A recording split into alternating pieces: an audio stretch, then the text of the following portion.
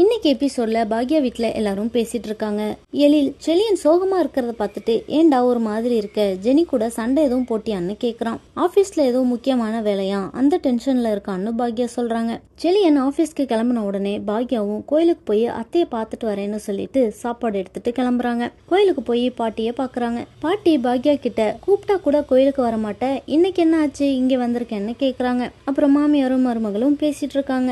பாக்யா எடுத்துட்டு வந்த சாப்பாடை பாட்டி கிட்ட கொடுக்குறாங்க. ஆனா பாட்டி வேண்டான்னு சொல்றாங்க. ஆனா பாக்யா எடுத்துட்டு போங்க, இல்ல இங்கேயே வச்சுட்டு போங்கன்னு சொல்லிட்டு சாமி கும்பிட கிளம்பிட்டாங்க.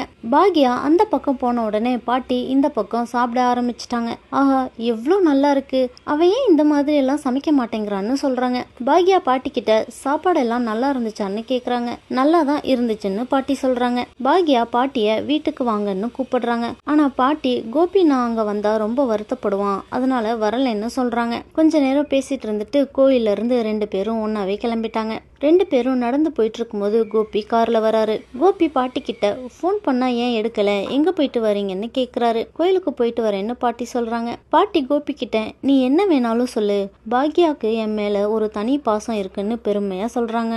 பாக்யா ரெஸ்டாரண்ட்டுக்கு வரும்போதே பார் பூட்டி இருக்கிறத பாக்குறாங்க. பாக்யா செல்வி கிட்ட பார் ஏன் பூட்டி இருக்குன்னு கேக்குறாங்க. செல்வி பாக்யா கிட்ட காலையிலேயே யாரோ வந்தாங்க, ஏதோ பேசிட்டு இருந்தாங்க, அப்புறம் பூட்டிட்டு போயிட்டாங்கன்னு சொல்றாங்க. இவங்க 2 பேரும் பேசிட்டு இருக்கும் போதே பார் ஓனர் வந்து நீங்க ஆசைப்பட்ட மாதிரியே நடந்துடுச்சு, நீங்க தானே கம்ப்ளைண்ட் பண்ணி பாரை மூட வச்சீங்கன்னு கோபப்படுறாரு.